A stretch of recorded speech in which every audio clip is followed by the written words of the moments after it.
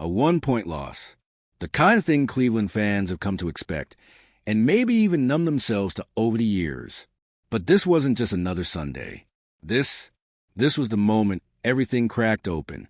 Because as the final whistle blew on a heartbreaking 17-16 loss to the Cincinnati Bengals, at home, in front of a frustrated, livid dog pound, one question screamed louder than the final score.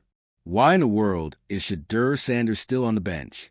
If you're into the real story and all the messy twists they don't show on highlight reels, go ahead and subscribe. And if you're sticking around to see how this Browns QB chaos plays out, you should definitely be subscribed. Seriously, that question has haunted this team all season. It's echoed through press conferences, bounced around fan forums, and become the centerpiece of every post-game debate. But this time, something snapped.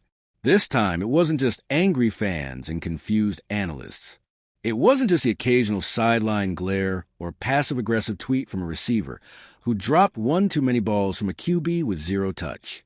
This time, the entire organization felt it. Because here's what went down.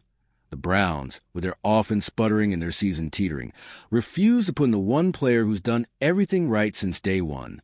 The quarterback who dominated in preseason, who showed leadership in training camp, who won the locker room with his calm, his work ethic, and his confidence.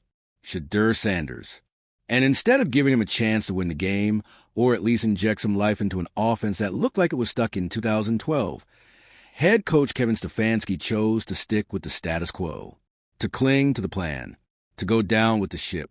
And boy, did it sink. You could feel the crowd's energy shift in the third quarter. The boos weren't just about missed throws or conservative play calling. They were about inaction, about wasted potential, about willful blindness.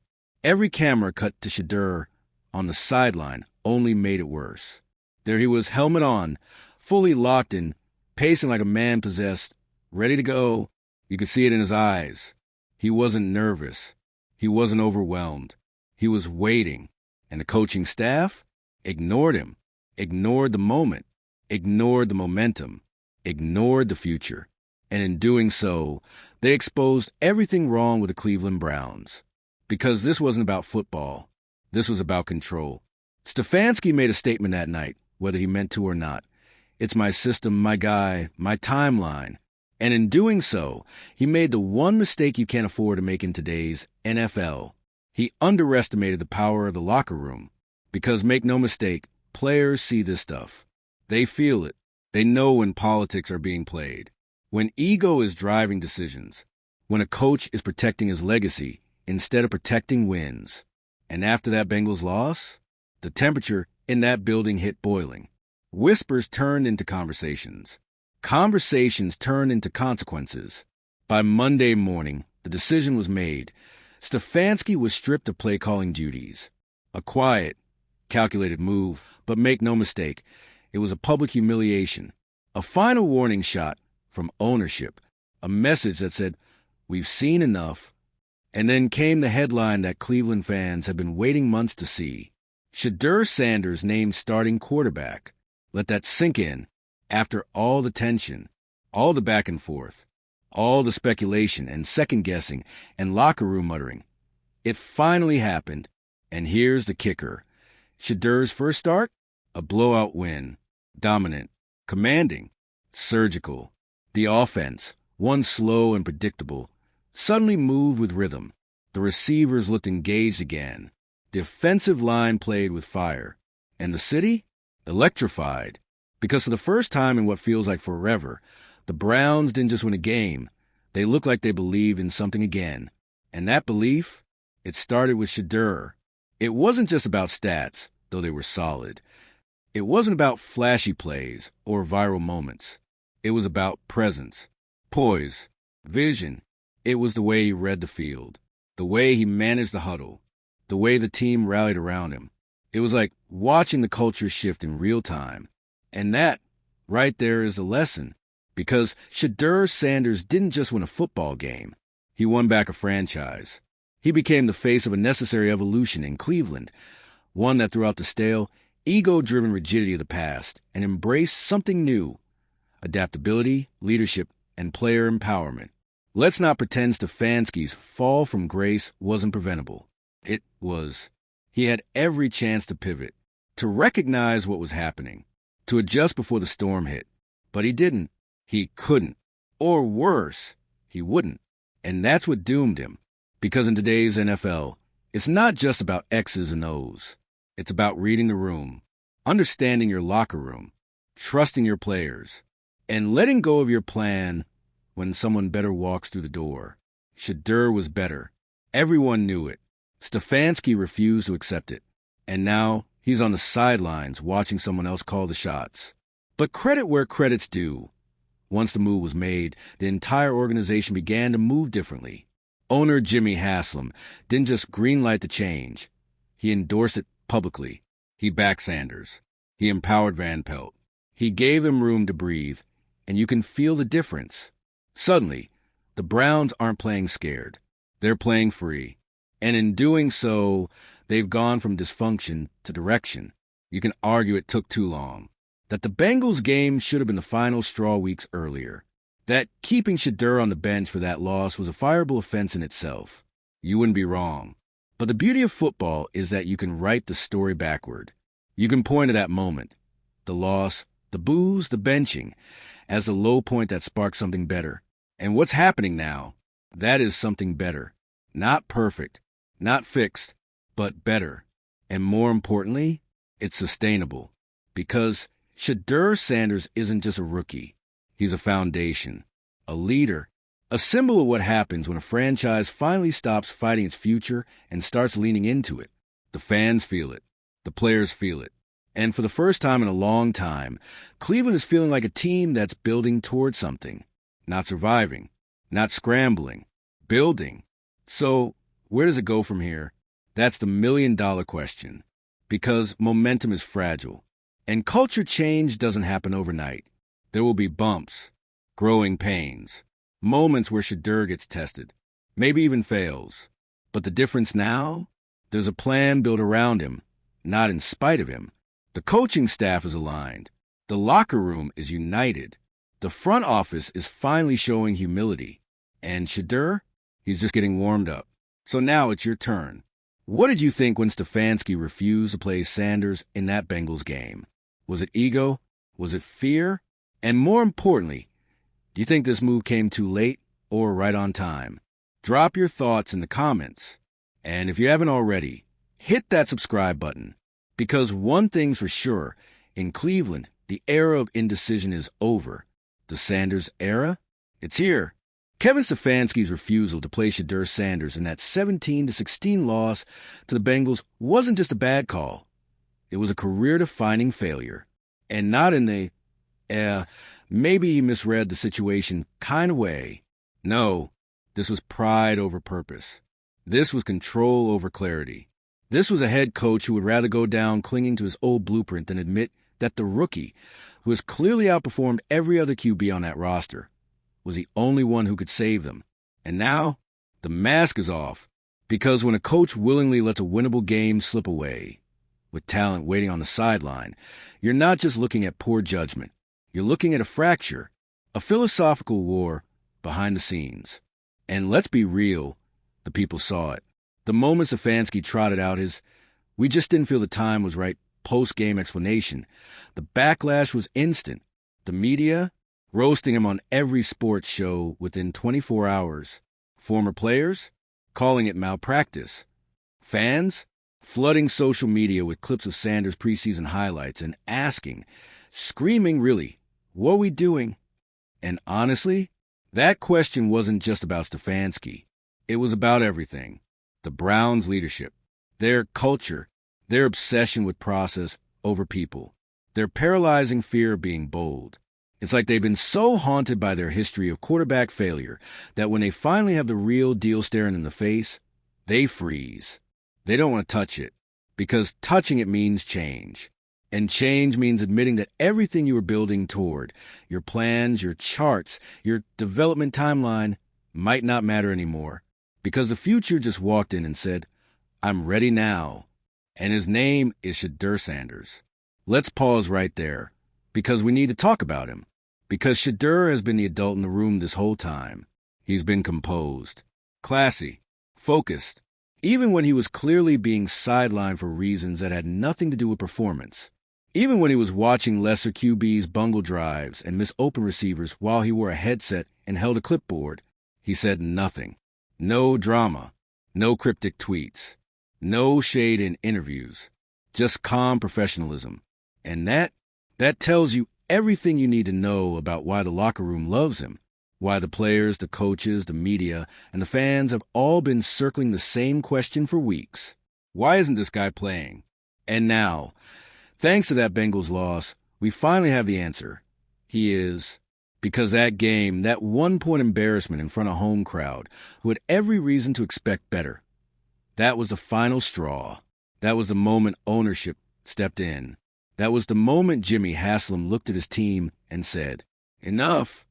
Enough with the politics. Enough with the wait and see. Enough with sacrificing wins at the altar of a broken process. Enough with watching a team that should be great fall apart because leadership refuses to adapt. And what followed? A shift, not just in play calling, not just in who's under center. A seismic, culture-resetting shift. Stefanski was stripped of play calling duties, effectively demoted in every way that matters. Alex Van Pelt took over the offense, and Shedeur Sanders was named the starting quarterback of the Cleveland Browns. And just like that, everything changed. Because here's the thing, this wasn't just about who the quarterback is. It was about what the team needed. A new identity, a new spark, a new sense of belief. And when Shedeur finally got his moment, when he stepped onto that field as a starter for the first time, he didn't flinch. He didn't overthink. He didn't try to prove himself. He just played. And the offense, it looked like it had been waiting for him all along. Smooth tempo, efficient reads, pocket presence, command, energy. Suddenly, the same receivers who looked flat 2 weeks ago were lighting up DBs. The offensive line, holding blocks longer. The defense, feeding off the rhythm. The fans, roaring. Because Shedeur didn't just start the game. He owned it. And maybe that's what hurt the most. For Stefanski, that is, not that he was wrong, but that he was so wrong. And the proof showed up within 4 quarters. Shedeur's debut wasn't just a win. It was a statement that the Browns had been handcuffing themselves, that all this time they were choosing to be average, that they were sitting on a quarterback who wasn't just developing, he was already built for this. And the fallout? Oh, it's just beginning, because now the league is watching. Coaches, execs, owners, they're all seeing what happens when a team listens to its players, leans into its talent, and lets go of fear. This wasn't just a quarterback controversy. This was an organizational exorcism. They cut out the ego, the stubbornness, the obsession with controlling every inch of the process. And in its place, freedom, creativity, fluidity, hope. Because when Shedeur Sanders plays, you can feel something shift, not just in the playbook, in the culture. And in the NFL, culture is everything. Ask any team that's won something meaningful, and they'll tell you it starts in the locker room. It starts with trust, with clarity, with guys knowing that the best player will play, not the most protected one. That performance trumps politics. That leadership is about empowering your team, not proving your system works. And that's the difference between what the Browns were and what they are becoming. Now look, Shedeur is going to have rough games. No quarterback walks into the league and steamrolls it from day one. There will be turnovers, misreads, slumps. That's all part of the process. But the difference now, the team believes in the process because they believe in him. And that belief, that's what turns a group of talented players into a team, into a franchise, into something dangerous. So now, it's not just about salvaging the season. It's about setting the tone for what this franchise is going to be for the next 5, 10, 15 years. Because for once, the Browns aren't chasing relevance.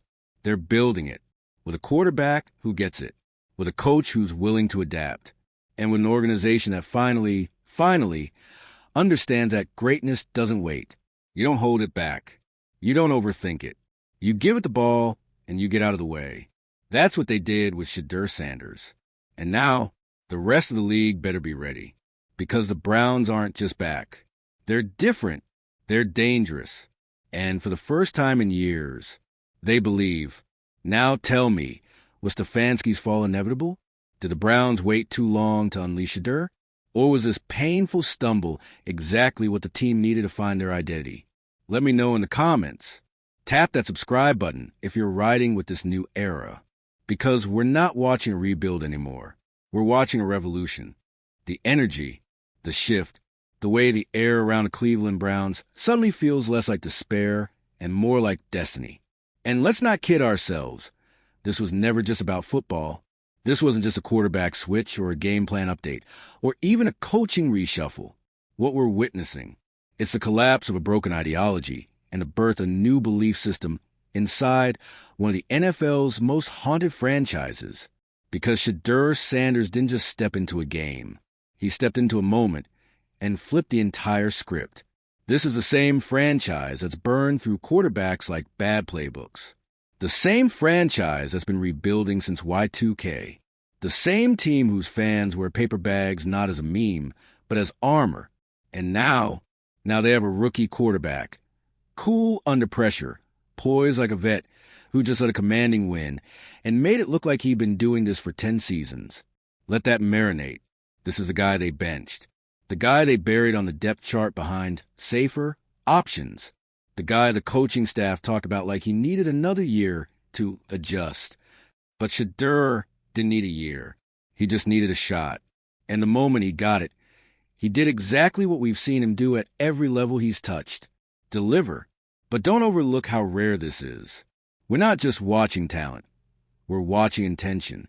We're watching a player who knew exactly what he was walking into, who understood the dysfunction, the pressure, the skepticism, and walked into fire anyway.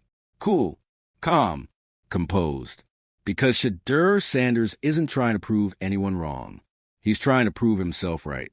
That's a different mindset. That's legacy-level thinking. And speaking of legacy, we can't ignore the elephant-sized shadow in the room. His last name.